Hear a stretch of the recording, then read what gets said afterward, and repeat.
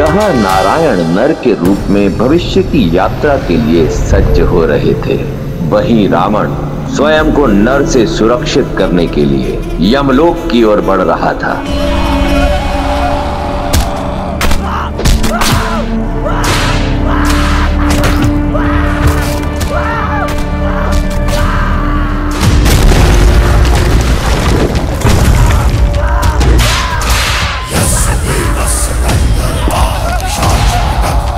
यम, कहाँ हो? समक्ष आओ। मृत्यु के द्वार पे खड़े होकर मृत्यु को पुकारने वाले दुष्ट, कौन हो तुम? महाकाल का एक भक्त, काल के देव का काल।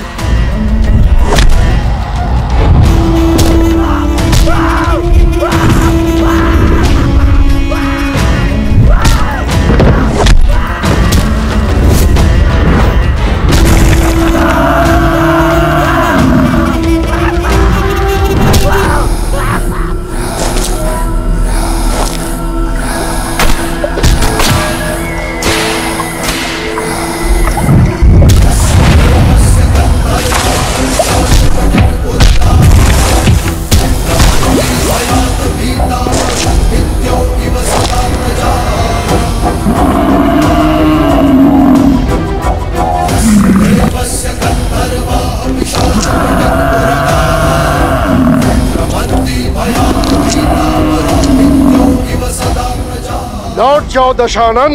आ गए हम। मुझे लगा था कुबेर की भांति भाग जाओगे। यक्ष और यम में यही अंतर है।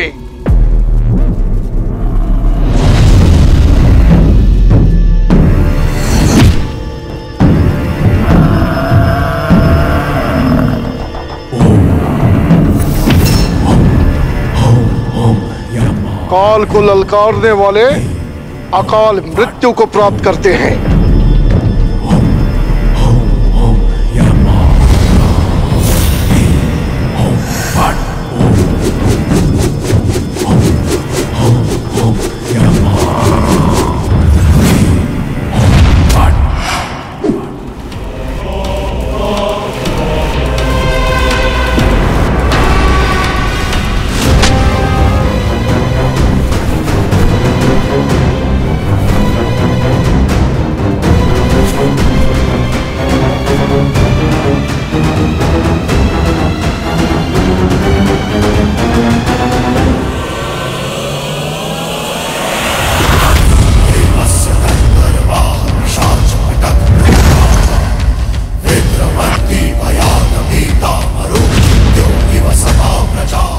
और महाकाल का वो भक्त जिसे स्वयं महादेव का आशीर्वाद प्राप्त हो, उससे काल को भयभीत होना चाहिए।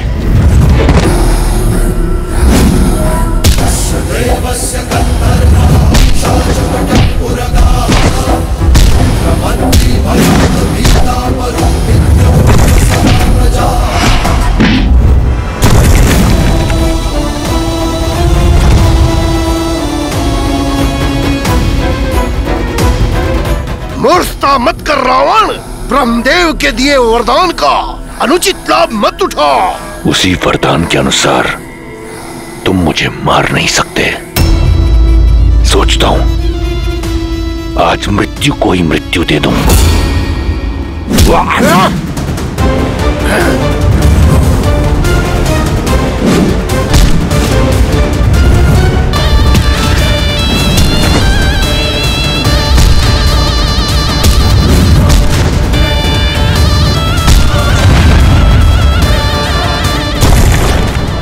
यम, सावधान।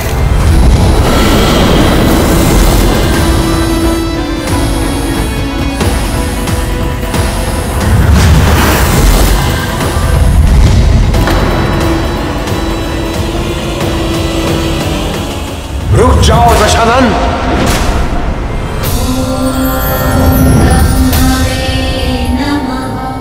आप धर्मराज है यम, भूल गए इसकी मृत्यु आपके हाथों नहीं है।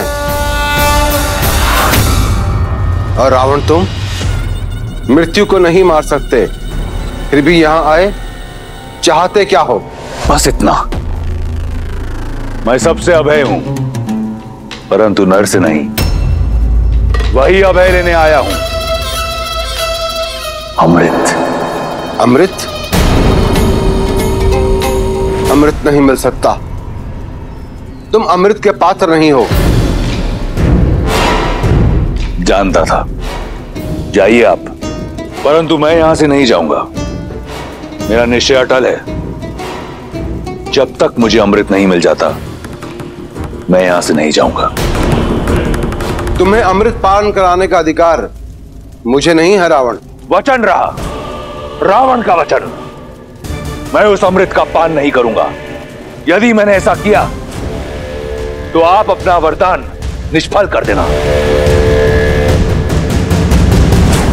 जो अमृत असुर प्रयास से भी ना पा सके, मैं उसे पाना चाहता हूं, अपने पास सुरक्षित रखना चाहता हूं। अब आपके समक्ष केवल दो ही मार्ग हैं।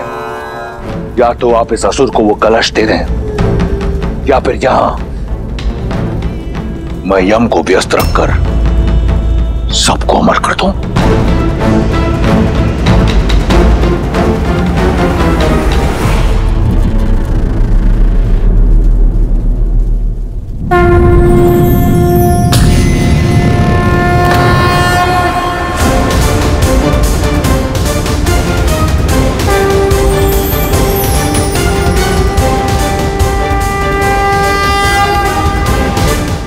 उत्तम,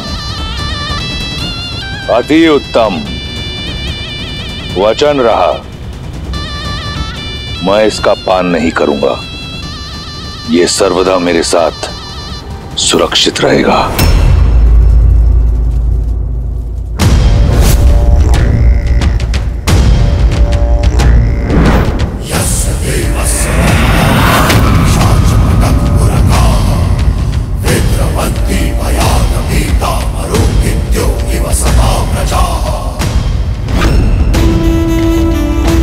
नर का अभय नहीं दिया था ना ब्रह्मदेव? अब देखो, नर ले आओ या कोई और जाति उत्पन्न करो, जैसे ही मुझ पर प्रहार होगा, ये कलश टूटकर इसका अमृत मेरे लहू के साथ मिल जाएगा। इस तरह मेरा वचन भी नहीं टूटेगा। अब रावण का कोई तोड़ नहीं।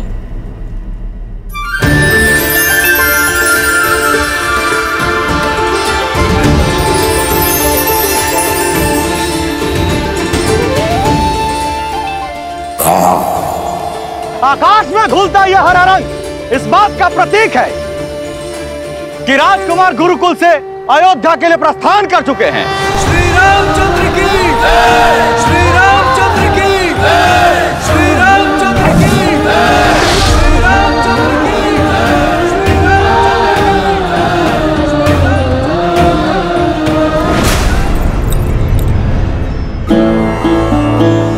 वर्षों से प्रतीक्षा थी एक क्षण की, वो आ ही गया।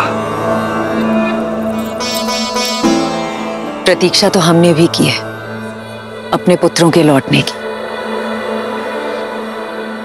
और अपने पति के मुख पर प्रसन्नता और उत्साह देखने की। 9 वर्ष आपकी आंखें यहां नहीं थी, इसलिए आप ठीक से सोई नहीं ना महाराज। बस मेरा राम आ जाए और आकर सीधा मेरी भुजाओं में समा जाए। महाराज, आपके पुत्र बड़े हो गए हैं, आपकी गोद में नहीं समाने वाले।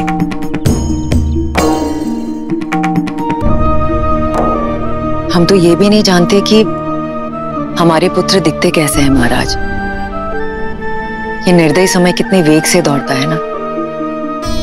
अपने नन्हे मुन्ने आंखों के तारे भेजे थे हमने गुरुकुल, और आज जो लौट कर आ रहे हैं वो अयोध्या की प्रजा की आंखों के सूर्य हैं। कितनी आशाएं, कितने दैत्व बंधे हैं राम से। आज के पश्चात राम का जीवन सदैव के लिए बदलने वाला है। क्या जाने नियति हमारे पुत्रों को किस ओर लेकर जाएगी। किंतु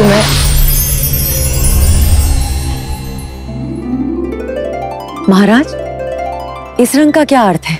इसका अर्थ है राम सरयू पार करने के लिए नौका में बैठ चुका है और कुछ ही समय बाद अयोध्या के तट पर होगा। महाराज, मैं कौशल्या दीदी और सुमित्रा को बुला कर लाती हूँ।